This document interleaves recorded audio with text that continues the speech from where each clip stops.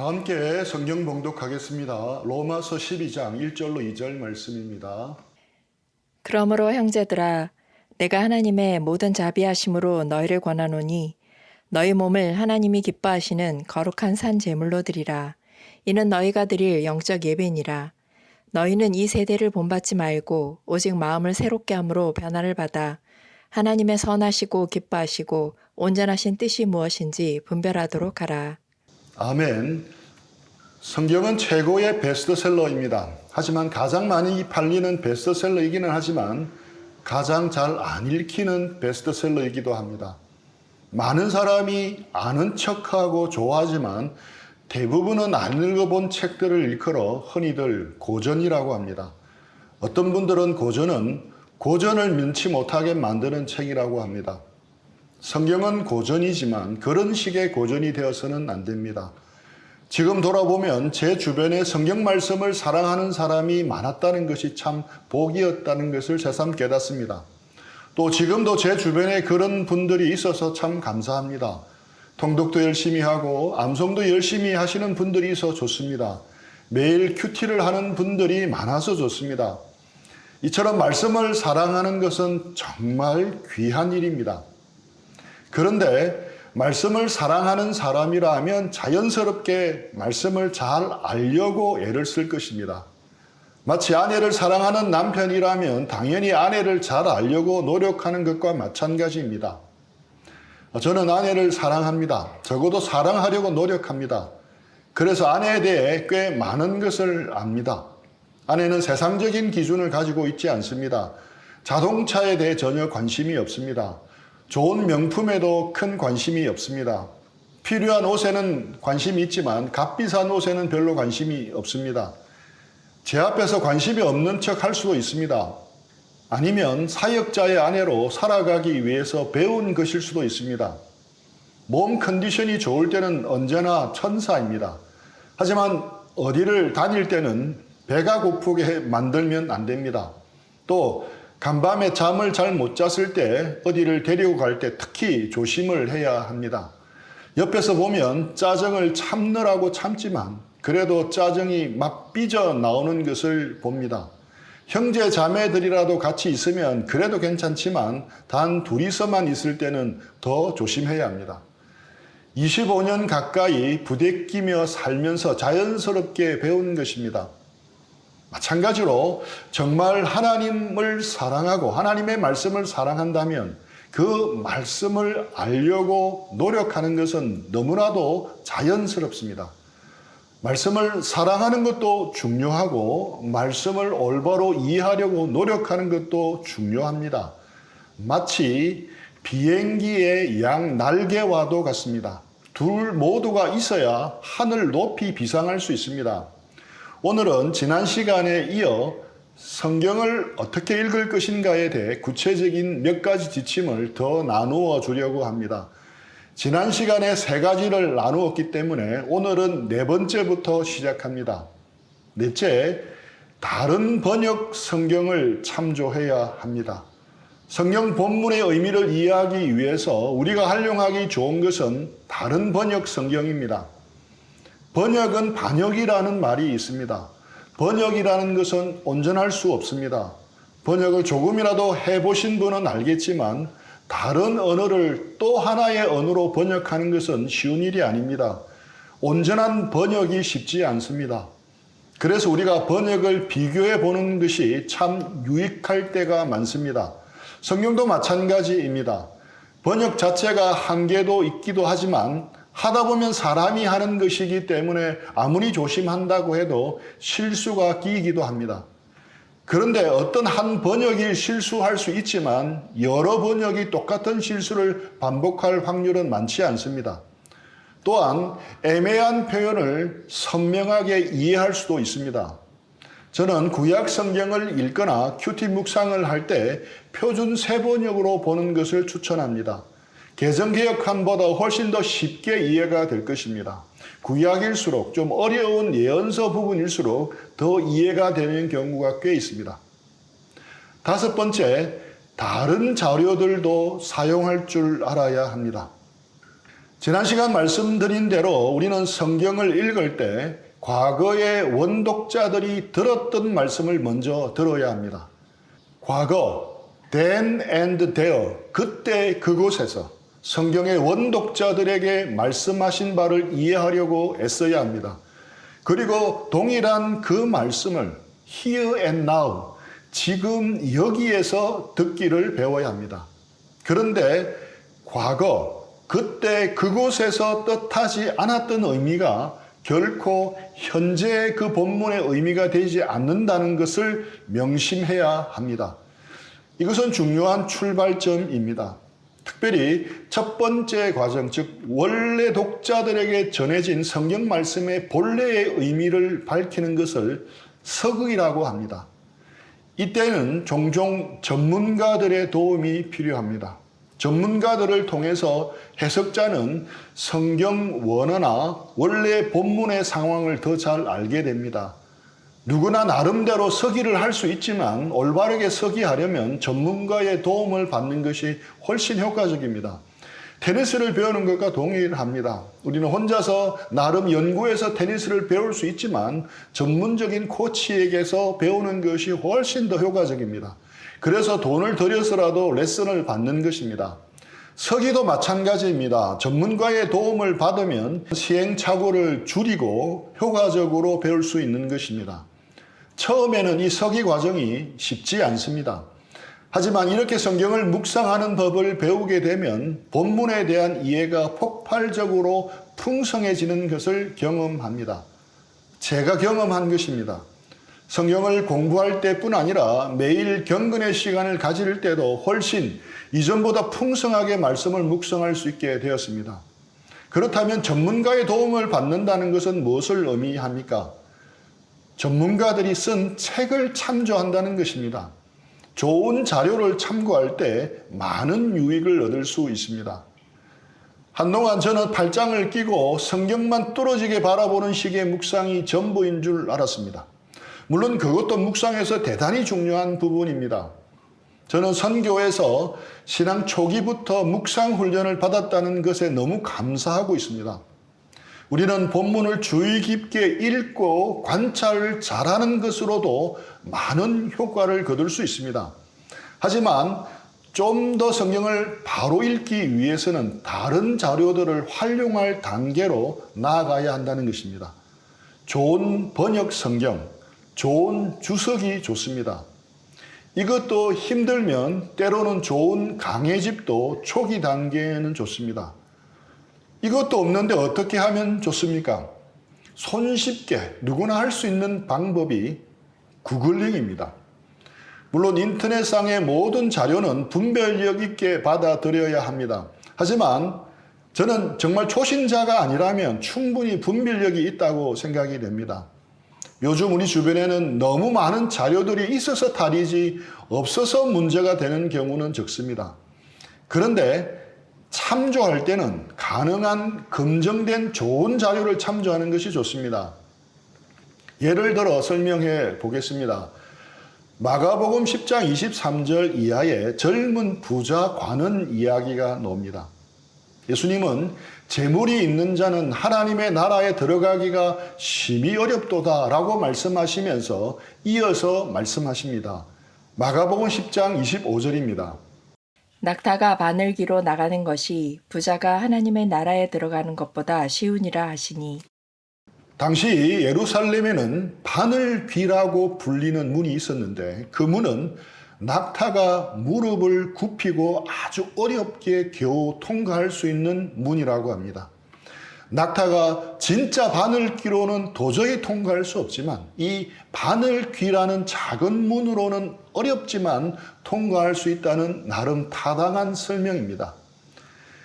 그런데 이 해석은 진실이 아니었습니다. 역사상 예루살렘에는 그런 문이 없었습니다. 지금까지 알려진 바에 의하면 그러한 해석은 11세기 데오필라트라라는 한 헬라인 교인이 잘못 주석한 것이 정설처럼 퍼진 것입니다. 그래서 권위 있는 성경 사전이나 주석이 필요한 것입니다. 마지막으로 문맥 속에서 읽어야 합니다. 성경을 읽을 때 가장 많이 하는 실수가 문맥을 살피지 않는 것입니다. 이것은 너무나 당연한 이야기입니다. 우리는 누군가의 글을 읽을 때나 말을 들을 때 반드시 문맥 속에서 읽거나 듣습니다. 배경 없는 말이 없기 때문입니다. 그런데 유독 성경을 읽을 때는 앞뒤 문맥을 잘 생각하지 않습니다. 권영경 교수님의 표현을 빌리자면 마치 낱말 하나하나가 살아서 펄떡이는 것처럼 문장이 따로따로 막 노는 것처럼 읽으려고 합니다. 그런데 인간의 언어는 그렇게 작동하지 않습니다. 낱말 하나하나가, 문장 하나하나가 따로 놀지 않고 연결되어 있습니다. 서로 연결되어서 의미를 전달합니다. 항상 단어이든 문장이든 문맥에 따라서 의미가 달라집니다. 그래서 그 의미를 올바로 파악하려면 반드시 문맥 속에서 파악해야 합니다. 이것은 너무나도 기본이며 기본 중에 기본입니다. 일반적인 글을 읽을 때 우리는 늘 그렇게 읽습니다. 소설을 읽고 신문 기사를 읽을 때는 자연스럽게 문맥 속에서 읽습니다. 하지만 이상하게 성경을 읽을 때만 그것을 잊어버리는 경향이 있습니다. 예를 들어 보겠습니다. 내가 쏜다라는 말이 있습니다. 내가 쏜다라는 이 말을 아웃백에서 식사를 하고 난 뒤 카운터 앞에서 했을 때와 놀이동산 인형 맞추기 사격장 앞에서 했을 때 그 의미가 완전히 달라집니다. 하나는 지갑을 열어서 쏘는 것이고 하나는 방아쇠를 당겨서 쏘는 것입니다. 문맥에 따라 의미가 완전히 달라집니다. 너 또 씹었어 라는 말도 마찬가지입니다. 씹을 수 있는 것이 끔만 있는 것이 아닙니다. 끔 이외에도 씹을 수 있는 것이 더 있습니다. 뒷담화하면서 다른 사람을 씹을 수가 있습니다. 카톡이나 문자를 씹을 수가 있습니다. 문맥에 따라서 이 씹는다는 말이 달라집니다. 그래서 문맥을 무시하고 단어만 떼어서 해석하거나 하나의 문장만 따로 떼어서 해석하면 전혀 다른 엉뚱한 해석이 나올 수 있습니다. 문맥을 알지 못하면 올바른 해석이 나올 수 없습니다. 이는 우리가 성경을 읽을 때 역시 마찬가지입니다. 모든 글에는 다양한 의미들이 있습니다. 그리고 말을 사용할 때는 항상 그때마다 상황, 컨텍스트가 있습니다. 즉, 가로축의 글, 텍스트와 세로축의 상황, 컨텍스트가 만나면 분명한 의미가 드러납니다. 여기에 물 좋네라는 말을 뒷산 약수터 앞에서 할 때와 홍대 클럽 안에서 할 때는 그 의미가 완전히 달라집니다. 상황이 정해져야 비로소 의미가 결정된다는 것입니다. 그래서 문맥이 중요하다고 할 수 있습니다. 성경의 예를 들어 설명해 보겠습니다. 구원이라는 단어는 문맥에 따라 의미가 달라집니다. 사도행전 27장 31절입니다. 바울이 백부장과 군인들에게 이르되 이 사람들이 배에 있지 아니하면 너희가 구원을 얻지 못하리라 하니. 바울이 로마를 항해하던 중 조난을 당한 이야기 중의 일부분입니다. 이때 사용된 구원이라는 단어는 죽어도 천국 갈 수 있다는 말이 아닙니다. 여기서 말하는 구원은 선원들이 배에 있어야 여러분들이 물에 빠져 죽지 않고 목숨을 건질 수 있다는 뜻입니다. 여기서 사용된 구원이라는 단어는 물에 빠져 죽지 않고 모면하는 것입니다. 34절 말씀입니다. 음식 먹기를 권하노니 이것이 너희의 구원을 위하는 것이요 너희 중 머리카락 하나도 잃을 자가 없으리라 하고. 사람들이 절망을 합니다. 살 희망이 없어지니까 먹을 생각도 하지 않습니다. 그때 사도 바울이 먹으십시오. 그래야 여러분이 구원을 얻을 수 있습니다. 라고 이야기를 합니다. 먹어야 천국 갈 수 있다는 의미입니까? 아닙니다. 먹으라. 그래야 살 수 있어. 라는 뜻입니다. 여기서의 구원은 목숨을 부지한다는 뜻입니다. 똑같은 구원이라는 말을 사용하면서 신학적으로 구원을 생각하면 안 되는 것입니다. 빌립보서 1장 9절 말씀입니다.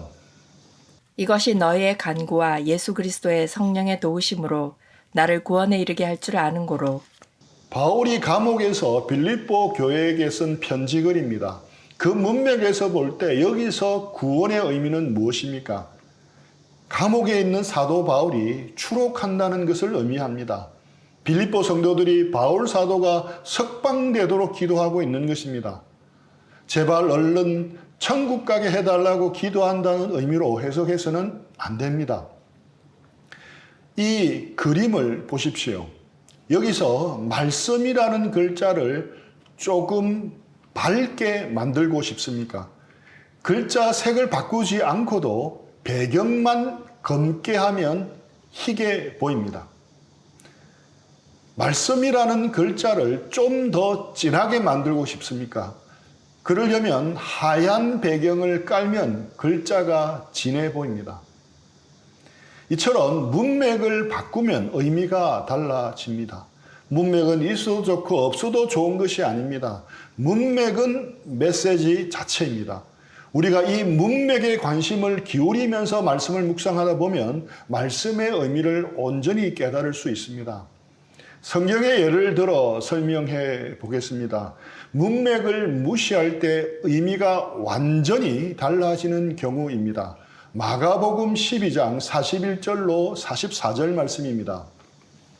예수께서 헌금함을 대하여 앉으사 무리가 어떻게 헌금함에 돈 넣는가를 보실세.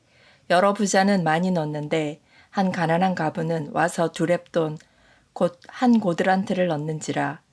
예수께서 제자들을 불러다가 이르시되 내가 진실로 너에게 이르노니 이 가난한 과부는 헌금함에 넣는 모든 사람보다 많이 넣었도다.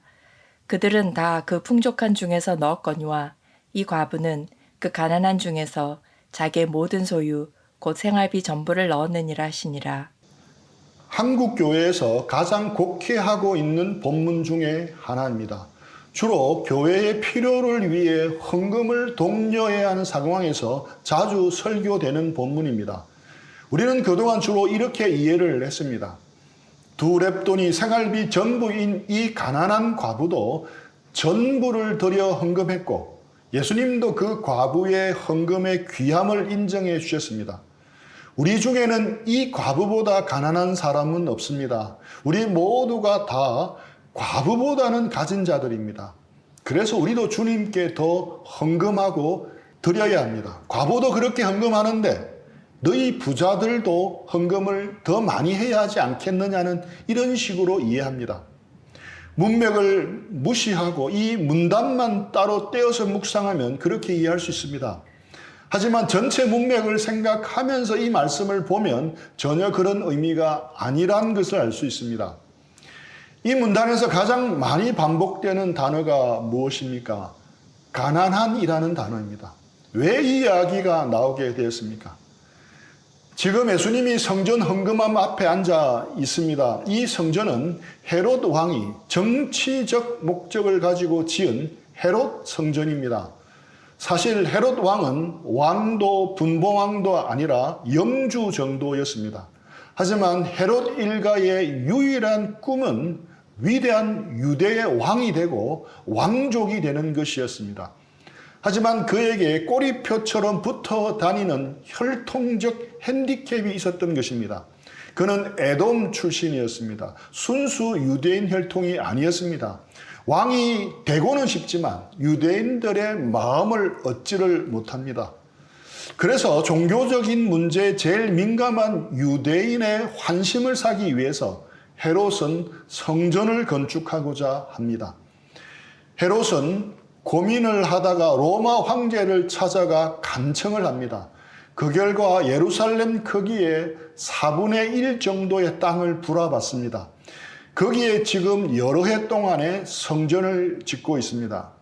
이 성전이 헤롯 성전으로 예수님 당시에 있었던 성전이었습니다. 순수한 신앙적인 동기가 아닙니다. 개인의 야망을 위해서 정략적인 계산으로 성전을 건축하고 있었던 것입니다. 그래서 예수님은 헤롯을 여우라고 말씀하신 것입니다. 헤롯은 성전 건축비를 마련하기 위해서 백성들의 고혈을 짜내며 모으고 있었습니다.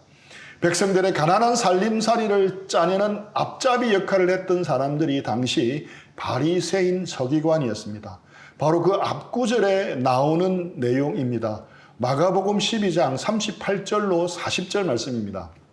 예수께서 가르치실 때에 이르시되 긴 옷을 입고 다니는 것과 시장에서 문안받는 것과 회당의 높은 자리와 잔치의 윗자리를 원하는 서기관들을 삼가라.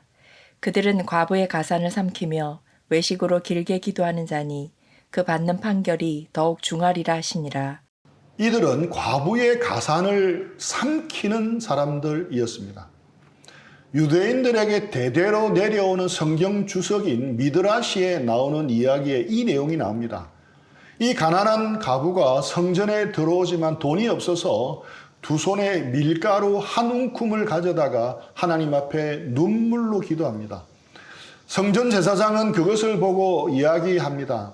이런 하찮은 것을 하나님께 예물로 바치니까 늘 그렇게 어렵게 사는 거야 라는 식으로 이야기를 합니다. 맞는 말입니까? 틀린 말입니까? 분명 틀린 말입니다. 하지만 히틀러가 말하기를 거짓말도 10번 하면 진실이 된다고 했습니다. 종교적으로 연약한 사람이 그런 말을 자꾸 들으면 그런 것으로 받아들이게 되는 것입니다. 과거 해피데이를 위한 부흥회에 있었던 일이었습니다. 전도를 위해 헌금을 하면 축복을 받는다며 헌금을 독려하는 설교를 한 뒤 불을 어둡게 하고 눈을 감게 하고 헌금을 작정하는 사람은 손을 들게 했습니다. 여기 1,000만 원 작정한 사람이 있습니다. 아멘. 또 있습니까? 혹 5천만 원 작정할 사람이 있습니까? 네, 감사합니다. 5천만 원 작정한 사람이 나왔습니다. 그런데 충격적인 것은 여기 1,000만 원 있습니다 라고 하는데 사실은 아무도 없었습니다. 아무도 손을 들지 않으니 분위기를 만들려고 초대되어 온 강사가 그렇게 한 것입니다. 이렇게 하는 것을 목격했습니다. 이것은 아무리 그 목적이 선하다고 하더라도 사기꾼들이나 하는 짓입니다. 오늘 본문도 그런 문맥에서 이해를 해야 합니다. 여러 부자들은 헌금함에 돈을 많이 넣었습니다. 당시 모든 돈이 동전이었기에 일단 많은 돈을 넣으면 소리부터 다르지 않습니까? 이 한 가난한 과부는 생계 곤란자요 절대 궁핍자였습니다. 공동체가 도와주지 않으면 생존 자체가 안 되는 사람이었습니다. 이 헌금을 드리고 나면 이 여자는 저녁부터 굶어야 하는 상황이었습니다.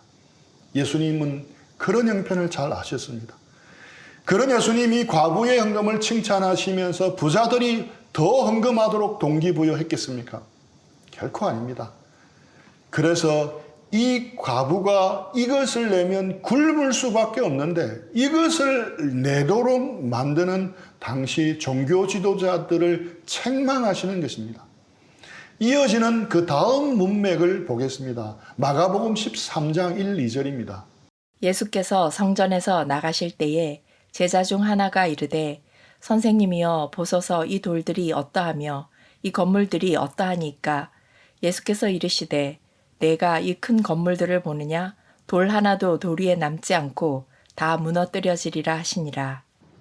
그 헌금을 칭찬했다면 예수님이 이런 말씀을 하셨겠습니까? 예수님은 성전이라 하지 않고 돌이라고 했습니다. 성경을 읽을 때 제일 잊어버려서는 안 되는 것이 아버지의 마음입니다. 성경 전체 문맥을 보아도 구약 성경에 그토록 여러 번 반복하면서 이야기하고 있는 것이 사회적 약자에 대한 배려입니다. 고아, 과부, 나그네를 공동체에서 책임지고 배려하라는 것입니다. 그런데 문맥을 버리고 이 부분만 섬처럼 따로 떼어내어서 해석하면 안 되는 것입니다. 문맥을 무시하고 본문을 해석하여 전혀 다른 뜻이 되어버린 경우입니다. 하지만 문맥을 무시한다고 해서 매번 반드시 큰일 나는 해석이 나오는 것은 아닙니다. 그래도 우리가 하나님을 사랑한다면, 하나님의 말씀을 제대로 읽으려고 노력하는 것이 기본입니다. 그래서 문맥에 좀 더 관심을 기울이자는 것입니다. 말씀을 정리하겠습니다. 성경을 어떻게 읽을 것인가에 대해 6가지 태도와 원리를 나누었습니다.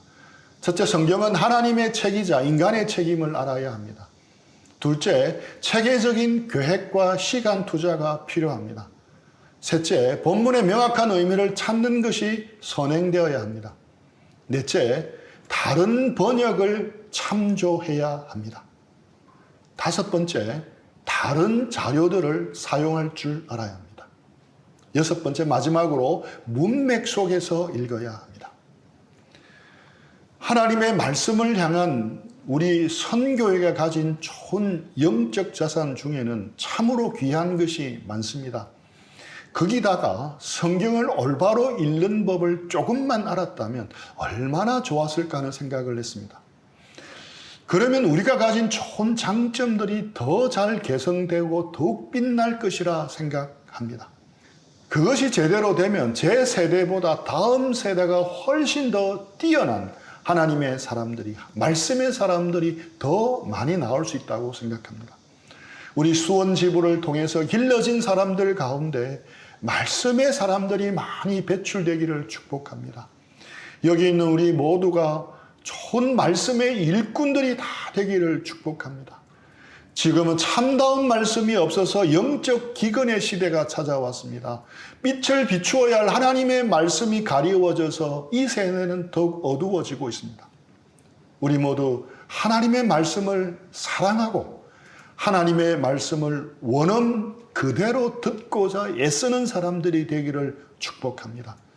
말씀으로 우리의 생각의 틀이 바뀌어 하나님의 선하시고 기뻐하시고 온전한 뜻이 무엇인지 분별하고 그 뜻대로 사는 영적 예배자들 다 되기를 축복합니다. 그리고 말씀의 횃불을 높이 들어 이 어두운 세상을 비추는 말씀의 사람들이 다 되기를 축복합니다. 우리 들은 말씀 생각하면서 잠시 적용하고 기도하는 시간들을 가지겠습니다.